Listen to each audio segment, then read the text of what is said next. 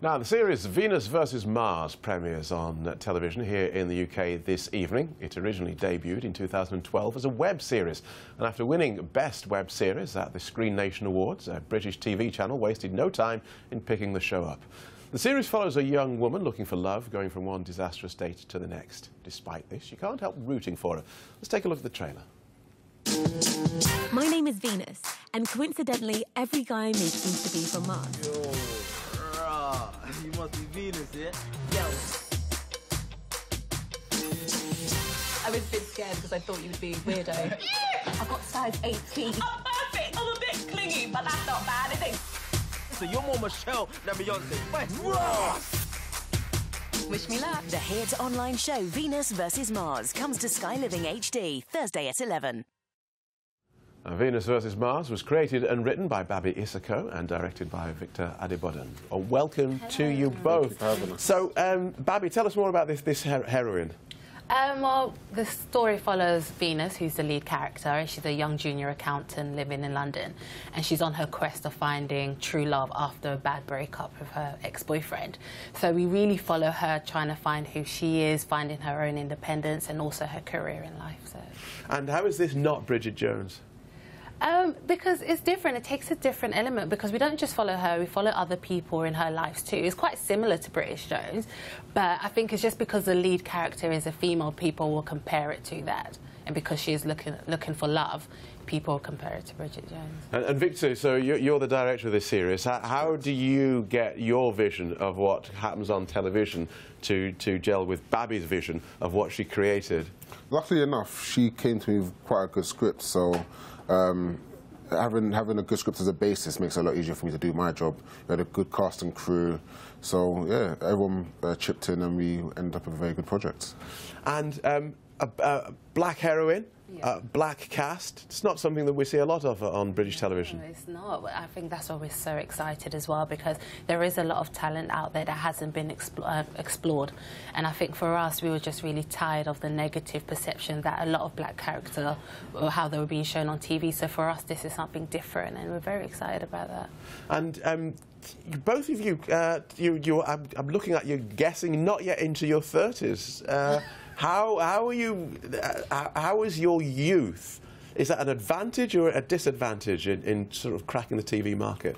We're from a generation of people that just go and do it. We're not waiting around for anyone to give us commissions or tell us how to do things. We had an idea, she had an idea, she came to me, we just got off our asses and we went out there, we did it ourselves. Eventually somewhere down the line, Sky approached us and they liked it and they picked it up. But it's the younger generation are just doing it by themselves nowadays. This is really interesting, isn't it? Because it started as a web series, yeah. So you had an idea. Were you directing the web series? Yeah. Yeah.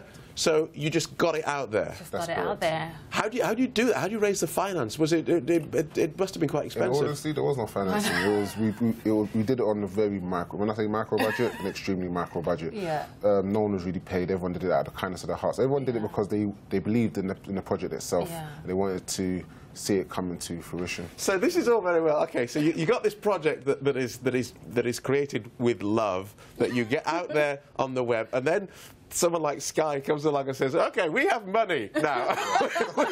You're going to do it properly. Do you keep the same cast and crew, or do you say, thanks very much, but we want some proper actors now? No, I think the great thing about it is that Venus vs Mars promotes fresh new voices and fresh new talent. So we were actually able to keep our online cast. And I think for them, it's a great platform for them as well, and it's a great experience because they've seen the show develop. So I don't think it would have been fair for us to say goodbye, because they've made the show what it actually is. And luckily for us also, Sky did give us a lot of creative control. Yeah. So it wasn't a situation where a large broadcaster came in and they took a lot of the control and said you must do this and this. Sky liked the original product. Yeah. They wanted us to continue with that, so they did give us a full creative control, more or less. And when you were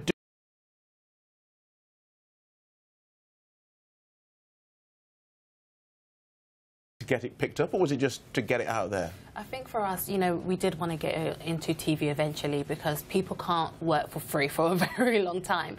But I think for us, mostly it was to show that there is an audience out here for a show like this, because a lot of the arguments on TV, people will say, you know, no one's going to watch this, there isn't a big enough audience, but we were able to prove that there was an audience. So when we approached the channels, we could say, this is our audience. So our main aim to do the show was to show people there is an audience and this is our voice and this is what we can do. So do you feel a big weight of expectation now on your shoulders? This is a black show, a black British show, the first